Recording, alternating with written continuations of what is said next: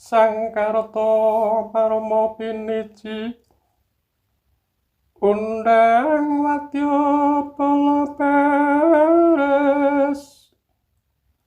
siyaga samapta gati kumrekut makarti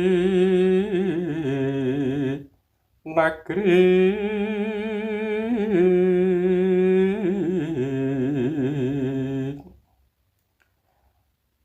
mawarna busananing loka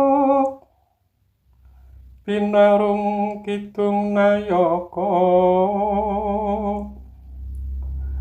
pindha sekar sari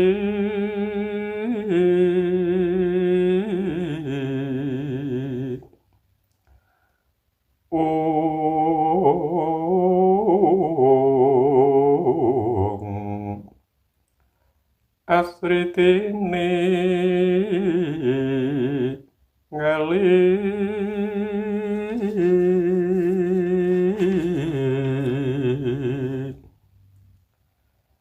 matur malih aneng pasewakan Gusti Nata kapidalna si yoga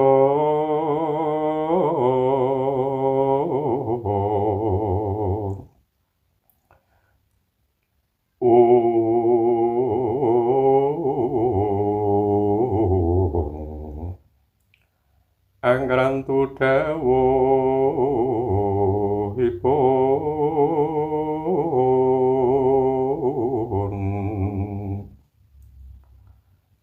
Patuko kang minulya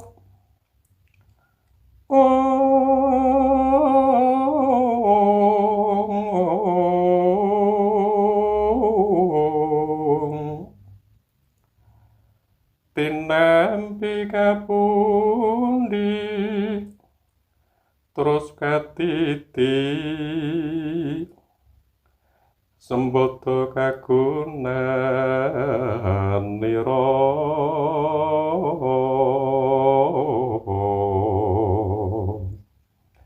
ing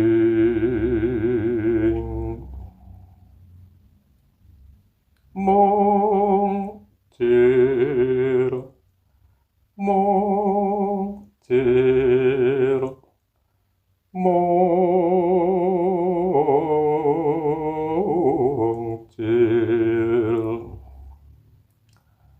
marga jatining janmu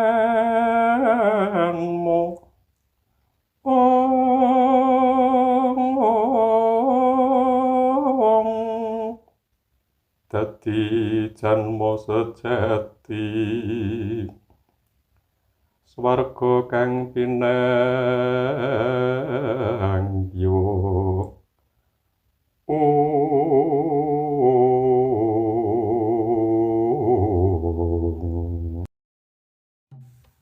Kang Gareng iki mau suluk Hasta Kuswala nek ora kleru kok.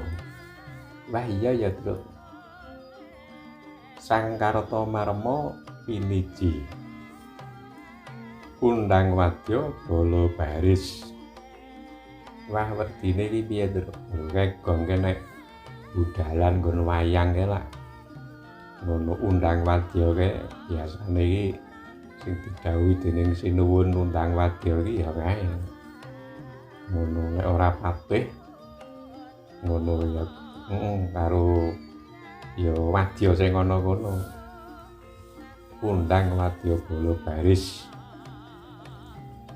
Wis do siap anggerke Sinuwun Sinewaka para prajurit mapan ana alun-alun baris. Siyaga samapta gati sawanci-wanci didhawuhi apa wae budal. Gumregut makarti nagri ngayahi kewajibaning negara. Warna-warna busanane ya Truk. Oh iya. Prajurit iki warna-warna busanane logo.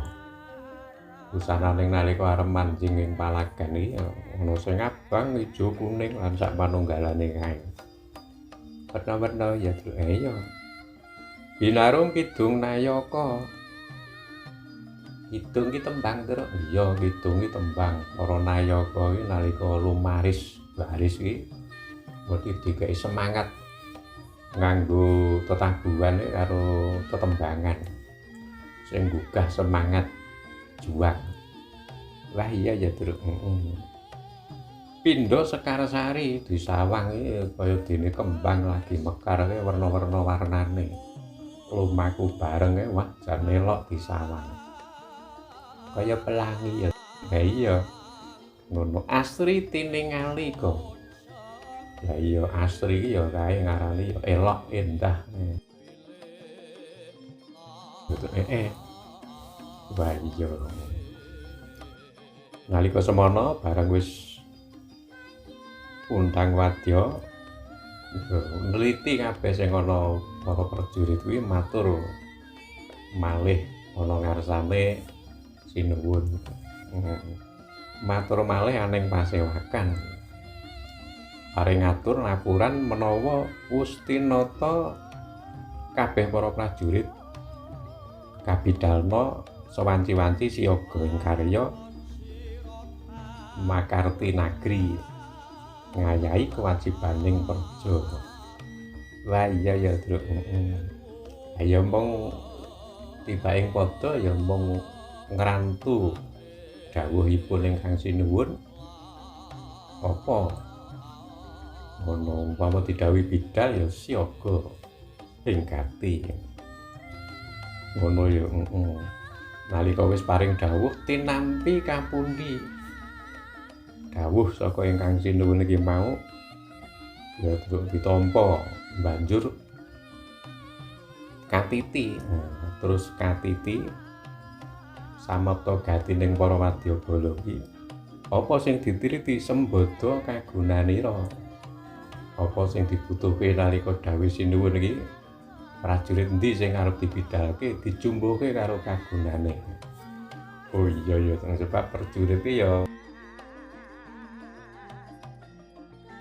realisasi dhewe-dhewe ngono ya Truk. Terus nembang tengara kok. Ngono Truk iya tembang tengara kae. Mung jirere mung jirere mung